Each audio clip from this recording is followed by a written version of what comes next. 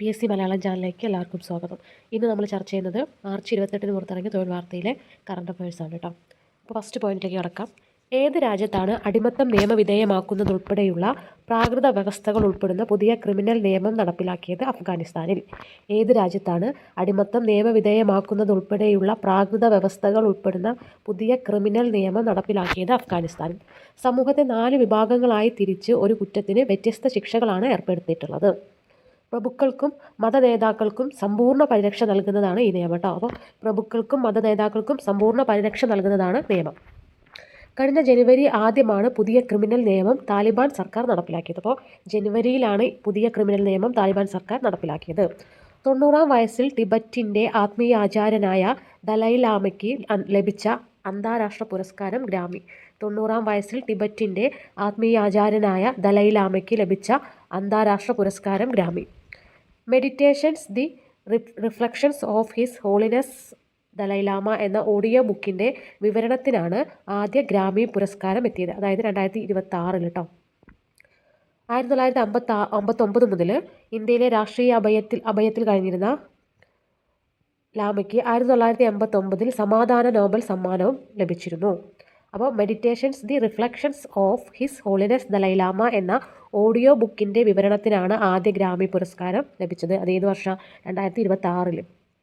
1959 മുതൽ ഇന്ത്യയിൽ രാഷ്ട്രീയാഭയത്തിൽ കഴിയുന്ന ലാമയ്ക്ക് 1989 സമാധാന നോബൽ സമ്മാനവും ലഭിച്ചിരുന്നു. മ്യൂസിക് ഫോർ ജോൺ വില്യംസ് എന്ന സംഗീതം പ്രമേയമാക്കിയ ചിത്രത്തിലൂടെ സ്റ്റീവൻ സ്പീൽബർഗും ആദ്യ ഗ്രാമി പുരസ്കാര ജേതാവായി മാറി. അപ്പോൾ മ്യൂസിക് ഫോർ ജോൺ വില്യംസ് എന്ന സംഗീതം പ്രമേയമാക്കിയ ചിത്രത്തിലൂടെ സ്റ്റീവൻ സ്പീൽബർഗും ആദ്യ ഗ്രാമി പുരസ്കാര ജേതാവായി. ഏത് സംസ്ഥാനത്തെ പുതിയ മുഖ്യമന്ത്രിയാണ് യുനം ഖേംചന്ദ് സിംഗ്? മണിപ്പൂർ. ഏത് സംസ്ഥാനത്തെ പുതിയ മുഖ്യമന്ത്രിയാണ് യുനം ഖേംചന്ദ് സിംഗ്? മണിപ്പൂർ. സംസ്ഥാനത്തെ ആദ്യ വനിതാ ഉപമുഖ്യമന്ത്രിയായി നെംച കിപ്ചൻ നിയമിതനായി. 1 വർഷം നീണ്ട രാഷ്ട്രപതി ഭരണത്തിനു ശേഷം ഫെബ്രുവരി 4-നാണ് പുതിയ BJP മന്ത്രിസഭ അധികാരമേറ്റത്. 2027 മാർച്ചിൽ നിയമസഭാ തിരഞ്ഞെടുപ്പ് നടക്കേണ്ടതിനാൽ പുതിയ സർക്കാരിന് 1 വർഷത്തോളമേ കാലാവധി ഉണ്ടാവുകയുള്ളൂ. ഓക്കെ. അപ്പോൾ സംസ്ഥാനത്തെ ആദ്യ വനിതാ ഉപമുഖ്യമന്ത്രിയായിട്ട് നെംച കിപ്ചൻ നിയമിതനായി. 1 വർഷം നീണ്ട രാഷ്ട്രപതി ഭരണത്തിനു ശേഷം ഫെബ്രുവരി 4-നാണ് പുതിയ BJP മന്ത്രിസഭ അധികാരമേറ്റത്. 2027 മാർച്ചിൽ നിയമസഭാ തിരഞ്ഞെടുപ്പ് നടക്കേണ്ടതിനാൽ പുതിയ സർക്കാരിന് 1 വർഷത്തോളമേ കാലാവധി ഉണ്ടാവുകയുള്ളൂ. പ്രസിദ്ധീകൃതമല്ലാത്ത ഏത് പുസ്തകത്തെ സംബന്ധിച്ചുള്ള വാർത്തകളാണ് അടുത്തിടെ രാജ്യത്ത് വിവാദം സൃഷ്ടിച്ചത്? 4 സ്റ്റാർസ് ഓഫ് ഡെസ്റ്റിനി. പ്രസിദ്ധീകൃതമല്ലാത്ത ഏത് പുസ്തകത്തെ സംബന്ധിച്ചുള്ള വാർത്തകളാണ് അടുത്തിടെ രാജ്യത്ത് വിവാദം സൃഷ്ടിച്ചത്? 4 സ്റ്റാർസ് ഓഫ് ഡെസ്റ്റിനി. മുൻ കരസേനാ മേധാവി MA നരവണയുടെ ആത്മകഥയാണ് 4 സ്റ്റാർ ഓഫ് ഡെസ്റ്റിനി. മുൻ കരസേനാ മേധാവി MA നരവണയുടെ ആത്മകഥയാണ് 4 സ്റ്റാർസ് ഓഫ് ഡെസ്റ്റിനി.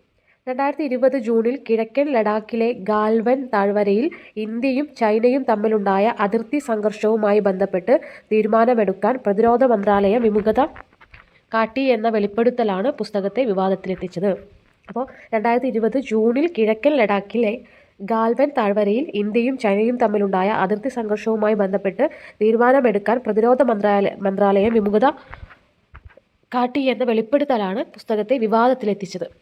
പുസ്തക പ്രസിദ്ധീകരണത്തിന് പ്രതിരോധ മന്ത്രാലയം അനുമതി നൽകിയിട്ടില്ലെങ്കിലും ഉള്ളടക്കം വിവിധ മാധ്യമങ്ങളിൽ വന്നിരുന്നു. 2025 നരവണെ പ്രസിദ്ധീകരിച്ച പുസ്തകമാണ് കോൺസ്പിരസി. അപ്പോൾ പുസ്തക പ്രസിദ്ധീകരണത്തിന് പ്രതിരോധ മന്ത്രാലയം അനുമതി നൽകിയിട്ടില്ലെങ്കിലും ഉള്ളടക്കം വിവിധ മാധ്യമങ്ങളിൽ വന്നിരുന്നു. 2025 നരവണെ പ്രസിദ്ധീകരിച്ച പുസ്തകമാണ് കോൺസ്പിരസി. ലോക തണ്ണീർത്തട ദിനം എന്നാണ് ഫെബ്രുവരി 2 കേട്ടോ. അപ്പോൾ ലോക തണ്ണീർത്തട ദിനം എന്നാണ് ഫെബ്രുവരി 2. Wetlands and traditional knowledge celebrating culture heritage എന്നാണ് 2026 ദിനാചരണ വിഷയം.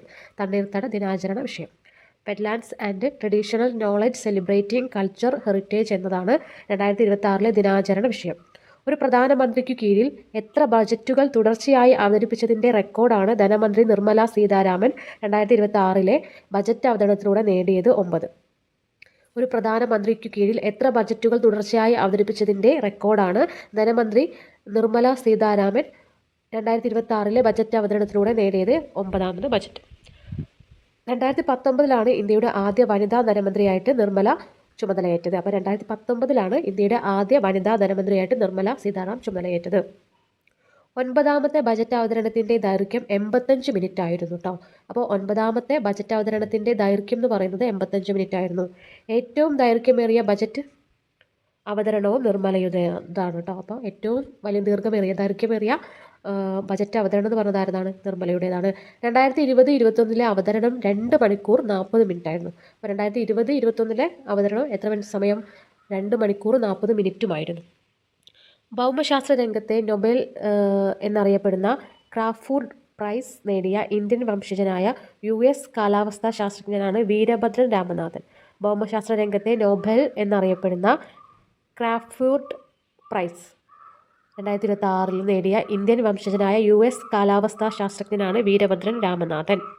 Royal Swedish Academy of Sciences ആണ് സമ്മാനം നൽകുന്നത്. അപ്പോൾ Royal Swedish Academy of Sciences ആണ് സമ്മാനം നൽകുന്നത്. അതിമലിനീകാരികളെക്കുറിച്ചും അന്തരീക്ഷത്തിലെ തവിട്ട് മേഘങ്ങളെന്ന പ്രതിഭാസത്തെ പറ്റിയുമുള്ള ഗവേഷണങ്ങളുടെ പേരിലാണ് സമ്മാനം. തമിഴ്നാട് സ്വദേശിയാണ് ഇദ്ദേഹം കേട്ടോ.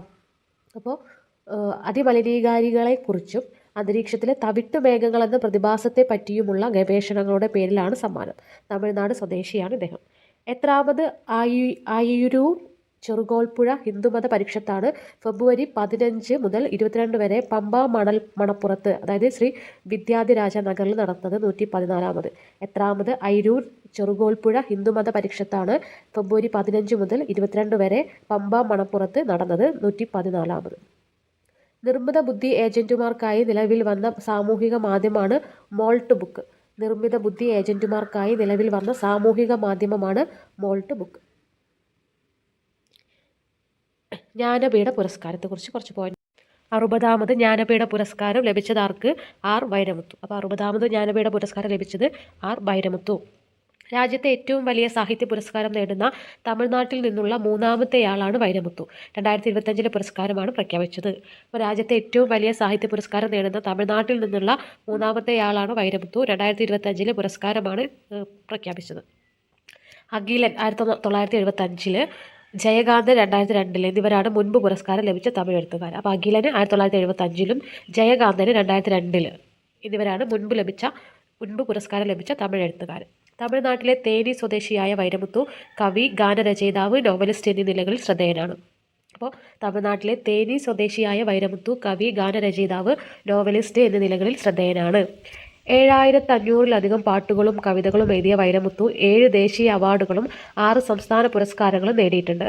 പത്മശ്രീ 2003 പത്മഭൂഷൺ 2014 കേന്ദ്ര സാഹിത്യ അക്കാദമി അവാർഡ് 2003 എന്നിവയും ലഭിച്ചിട്ടുണ്ട്. അപ്പോൾ 7500-ലധികം പാട്ടുകളും കവിതകളും എഴുതിയ വൈരമുത്തു 7 ദേശീയ അവാർഡുകളും 6 സംസ്ഥാന പുരസ്കാരങ്ങളും നേടിയിട്ടുണ്ട്. പത്മശ്രീ 2003 പത്മഭൂഷൺ 2014 കേന്ദ്ര സാഹിത്യ അക്കാദമി അവാർഡ് 2003 എന്നിവയും ലഭിച്ചിട്ടുണ്ട്. 11 ലക്ഷം രൂപയും പ്രശസ്തി പത്രവും ശില്പവും ഉൾപ്പെട്ടതാണ് പുരസ്കാരം. അപ്പോൾ 11 ലക്ഷം രൂപയും പ്രശസ്തി പത്രവും ശില്പവും ഉൾപ്പെട്ടതാണ് പുരസ്കാരം. 2024 ഹിന്ദി സാഹിത്യകാരനായ വിനോദ് കുമാർ ശുക്ലയ്ക്കായിരുന്നു ജ്ഞാനപീഠ പുരസ്കാരം. 2024 ഹിന്ദി സാഹിത്യകാരനായ വിനോദ് കുമാർ ശുക്ലയ്ക്കായിരുന്നു ജ്ഞാനപീഠ പുരസ്കാരം. ഹിന്ദി ഭാഷയിലെ എഴുത്തുകാർക്കാണ് ഏറ്റവും കൂടുതൽ തവണ ഈ പുരസ്കാരം ലഭിച്ചിട്ടുള്ളത്. ഓക്കെ, അപ്പോൾ ഹിന്ദി ഭാഷയിലെ എഴുത്തുകാർക്കാണ് ഏറ്റവും കൂടുതൽ ജ്ഞാനപീഠ പുരസ്കാരം ലഭിച്ചിട്ടുള്ളത് കേട്ടോ. ഇത് ബാക്കി പോയിന്റിലേക്ക് കിടക്കാം. മനുഷ്യനിർമ്മിത ചാറ്റ് ബോട്ടുകളായ AI ഏജന്റുമാർക്കുള്ള മോൾട്ട് ബുക്കിൽ മനുഷ്യർക്ക് അംഗത്വമില്ല, നിരീക്ഷകരായിരിക്കാം.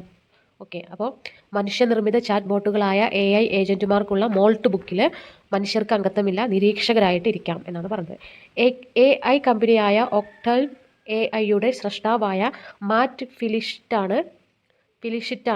ഫിലിഷിറ്ററാണ് ഇതിന് രൂപം നൽകിയത്. AI കമ്പനിയായ ഒക്ടൻ AIയുടെ സ്രഷ്ടാവായ മാറ്റ് ഷിലിഷിറ്ററാണ് ഇതിന് രൂപം നൽകിയത്. മാധ്യമ മേഖലയിലെ സമഗ്ര സംഭാവനകൾ പരിഗണിച്ച് സംസ്ഥാന സർക്കാർ നൽകുന്ന സ്വദേശാഭിമാനി കേസരി പുരസ്കാര ജേതാവ് 2024 മലയൻകീഴ് ഗോപാലകൃഷ്ണൻ. മാധ്യമ മേഖലയിലെ സമഗ്ര സംഭാവനകൾ പരിഗണിച്ച് സംസ്ഥാന സർക്കാർ നൽകുന്ന സ്വദേശാഭിമാനി കേസരി പുരസ്കാരം 2024 ജേതാവ് മലയൻകീഴ് ഗോപാലകൃഷ്ണൻ. 1 ലക്ഷം രൂപയും ശില്പവും പ്രശസ്തി പത്രവും അടങ്ങുന്നതാണ് പുരസ്കാരം. 1 ലക്ഷം രൂപയും ശില്പവും പ്രശസ്തി പത്രവും അടങ്ങുന്നതാണ് പുരസ്കാരം. ഹേ റാം, കേരളം, ലോകചരിത്രത്തിലൂടെ തുടങ്ങിയവയാണ് പ്രധാന കൃതികൾ. ഹേ റാം, കേരളം, ലോകചരിത്രത്തിലൂടെ തുടങ്ങിയവയാണ് ഇദ്ദേഹത്തിൻ്റെ പ്രധാന കൃതികൾ.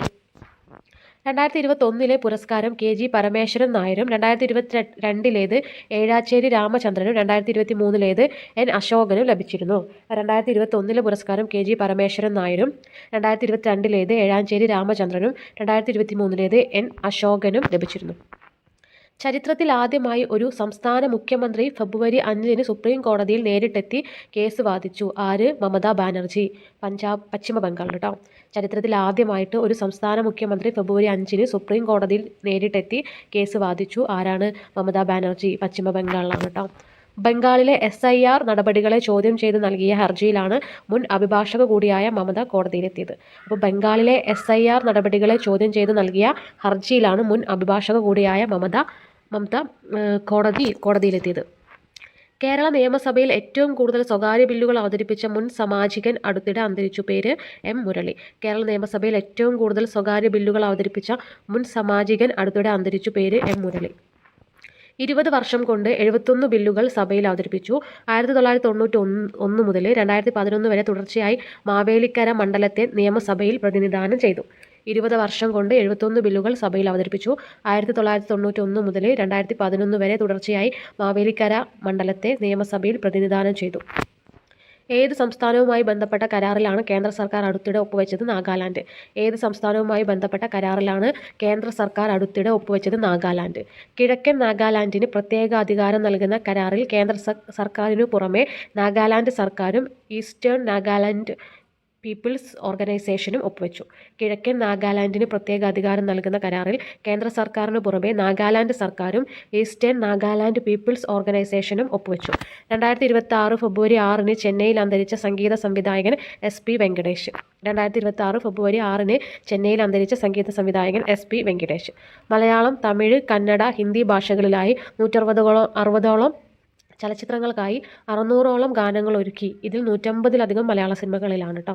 അപ്പോൾ മലയാളം, തമിഴ്, കന്നഡ, ഹിന്ദി ഭാഷകളിലായിട്ട് 160ഓളം ചലച്ചിത്രങ്ങൾക്കായി 600ഓളം ഗാനങ്ങൾ ഒരുക്കി. ഇതിൽ 150ലധികം മലയാള സിനിമകളിലാണ്. ഓക്കെ, അപ്പോൾ ഇത്രയും പോയിന്റുകളാണ് ഇന്നത്തെ വീഡിയോയിൽ നമ്മൾ ഉൾപ്പെടുത്തിയിട്ടുള്ളത്. അപ്പോൾ നിങ്ങൾക്ക് വീഡിയോ ഇഷ്ടപ്പെട്ട ലൈക്ക് ചെയ്യുക, ഷെയർ ചെയ്യുക, സബ്സ്ക്രൈബ് ചെയ്യുക. മാത്രമല്ല നിങ്ങളുടെ അഭിപ്രായവും നിർദ്ദേശങ്ങളും കമൻറ്റിലൂടെ അറിയിക്കാം. താങ്ക്